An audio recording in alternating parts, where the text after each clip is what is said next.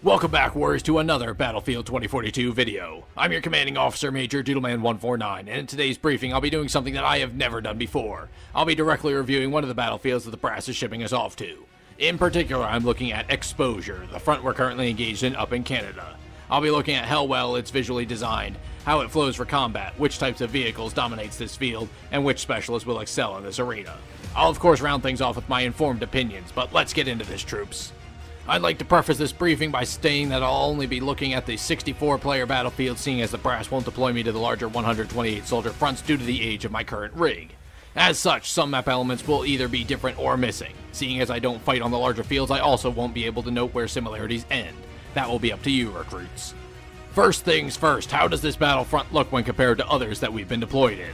First of all, this front features far more vegetation than any other field of battle we've experienced yet in this conflict. While the vegetation isn't immense, we are essentially just fighting in the major landslide after all. The nicer scenery is certainly a welcome change from the muddy, dull tones of most other fronts. There are graphical errors when viewing the landscape through the HUDs of our helmets though, so that will always detract from the experience of deploying here via Osprey. Next, I wanted to look at how the front seems to flow when it comes to soldiers and material moving through the area. The top of the map is essentially a long road with two opposing deployment zones at either end, meeting in the middle at the Alpha objective. These roads have limited or no cover, so traversing them on foot is not advised.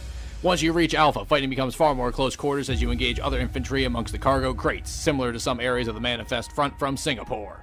Moving from Alpha, the only way to go is down. Directly beneath Alpha lies the two Bravo objectives, one being in a large partially collapsed tunnel while the other is an overexposed control room hanging out over the vast valley of the map. The fighting between these points is strictly infantry focused, with vehicles only coming into play on the actual objectives themselves. From here, we move further into the sinkhole to reach the twin objectives of Charlie and Delta. Both of these areas are wrecked areas at the bottom of the landslide that the brass has, for whatever reason, determined to be of strategic value. Charlie sits at the top of the hill in the valley, while Delta sits at the base. High ground is obviously preferable, so try to be fighting downhill at all times in the area and keep an eye out for those sniper links. They are everywhere. This map is also dotted with numerous zip lines for both crossing chasms and rising to higher elevations quickly. All of those combine to create a front that is chaotic and fast-paced with lots of verticality. When it comes to vehicle balance on this front, there is no question that air vehicles reign supreme. Every objective is extremely vulnerable to strikes from helicopters and jets. Even the tunnel at Bravo 1 is large enough for a Nightbird or a stealth chopper to strafe through.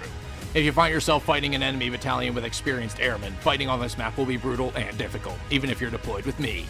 The hills leading down to the valley and the tight quarters of the Bravo objective means that land vehicles are strongly hindered, especially when most infantry can simply get above a vehicle and strike it without fear of retaliation. Certain specialists from the Exodus are going to excel at certain fronts during this operation. Exposure is no exception to this rule. The first warrior that comes to mind is Sundance. Her wingsuit will allow her to move more effectively through the open spaces between objectives, allowing her to cross the map with ease. Her cluster grenades can also be very useful in the infantry-heavy fighting between the Bravo objectives, while her anti-armor grenade can drive off hostile aircraft. Irish is a great ally to have on this front as well. His deployable cover can make the open areas less dangerous and allows for the tunnels to B1 to be more easily defended. His trophy system can also work wonders against hostile aircraft when fighting for any of the outside objectives. And lastly, while she was only introduced with this Canadian expansion, Lise is definitely more capable of freely using her TV missile launcher on the many open areas of this map. Her armor spotting ability is less useful. So overall, what do I think of the exposure front we find ourselves in? Overall, I personally really like it. The huge amount of verticality is a great change from most of the other fronts. Kaleidoscope has high rises, but Exposure has multiple levels to fight on and shoot from, whereas the Skyscraper simply have ground level and the roof. This was a perfect front to introduce the stealth helicopters on, as air power can be utilized to great effect on this landslide. While I prefer ground vehicles, I don't mind the lack of vehicle balance because of the heavy infantry focus at the center of the map. There feels like there are 3 distinct levels to fight on, and the zip lines make getting between these levels that much easier, increasing the ease and flow of our troops in the field.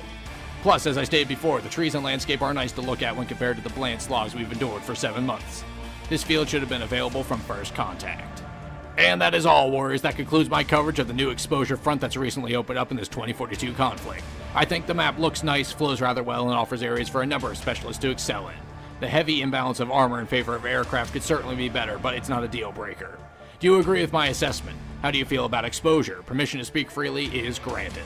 And so if you felt your CO did an adequate job today in this briefing, then be sure to leave me a like, super thanks, or subscription to show the brass at HQ that I could do with a larger audience. So I've been your CO, Major Doodleman149, and until next time, you are all dismissed!